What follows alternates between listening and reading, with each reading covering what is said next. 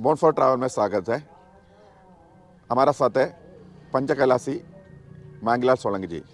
मांगलाल सोलंकी जी से श्रीखंड कैलाश का जानकारी लेते हैं, क्योंकि किसको श्रीखंड कैलाश जाना है पूरा जानकारी। 2 बार श्रीखंड कैलाश गया है हमारा मित्र श्री मांगलाल सोलंकी जी से जानकारी ले रहे हैं।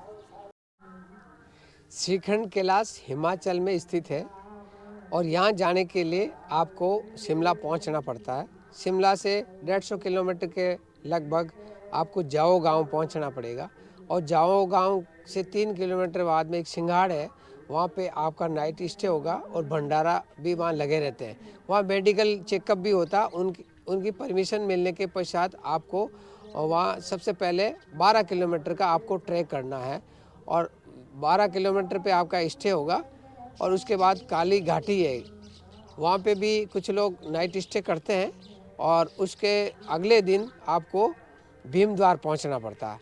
वहाँ काफ़ी लोग रुकते हैं और उसके आगे एक पार्वती बाग है।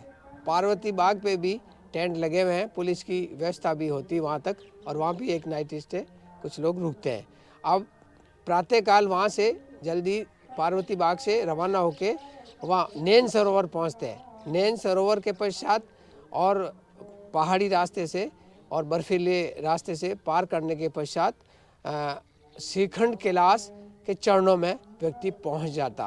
ये महादेव की असीम कृपा पर निर्भर करता है। आपका उत्तम स्वास्थ्य होना चाहिए, आपका मानसिक रूप से आप तैयार होना चाहिए। भोले बाबा की अनुमति होने पे भी आप वहाँ जाएंगे और बिना आपके योग और उसके बिना ये यात्रा संभव नहीं है। श्रीखंड कैलाश 19,000 के लगभग 19,000 फीट के लगभग ऊंचाई पर स्थित है।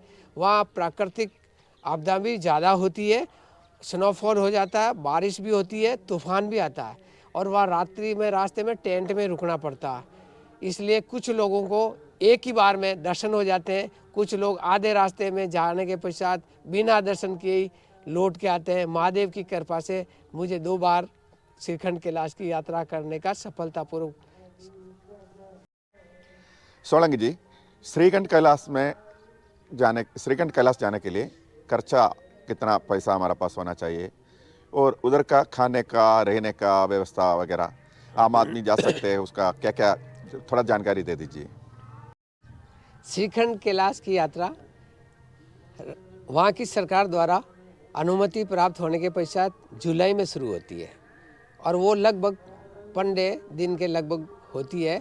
और पहले सबसे पहले अपन शिमला से जाओ गांव पहुंचते हैं, तो वहाँ से सिंघाड़ है जहाँ रात्रि विश्राम करते हैं।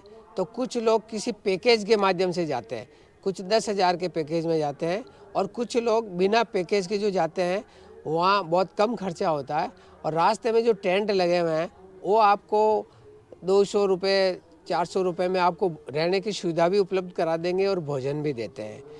तो इसमें 3 दिन तो आपको जाने में लगते हैं और 2 दिन वापसी उतरने में लगते हैं। ये लगभग 5 दिन की यात्रा है और 10,000 के लगभग आपकी यात्रा हो सकती है।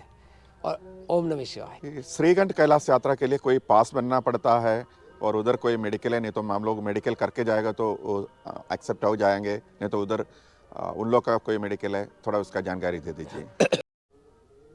श्रीखंड कैलाश यात्रा करने के लिए वहाँ की सरकार द्वारा मेडिकल करवाने के लिए व्यवस्था कर रखी है। वो मेडिकल करवाना अनिवार्य होता है और उसके आप यदि अपने निवास स्थान के डॉक्टर से भी मेडिकल बना के ले जाते हैं तो वो भी मान्य ही होता है। सोलंकी जी, श्रीखंड कैलाश में क्या शंकर भगवान का लिंग है, नहीं तो पहाड़ है, उसका जानकारी थोड़ा दे दीजिए। श्रीखंड कैलाश महादेव का शिवलिंग की तरह ही होता है जो खंड खंड है। और आपने सुना होगा कि महादेव ने भस्मासुर को आशीर्वाद दिया था, तो भस्मासुर महादेव के पीछे पड़ गया था, तो महादेव एक गुफा में प्रवेश करके श्रीखंड कैलाश के रास्ते से बाहर निकले थे। तो इस प्रकार वो जो शिवलिंग है श्रीखंड कैलाश का, उसकी ऊंचाई लगभग 80 फीट के आसपास है। वो खंड खंड है और इसलिए महादेव की वहाँ शिवलिंग के रूप में पूजा की जाती है और आध्यात्मिक शांति मिलती है। सोलंकी जी बहुत बहुत धन्यवाद जानकारी के लिए।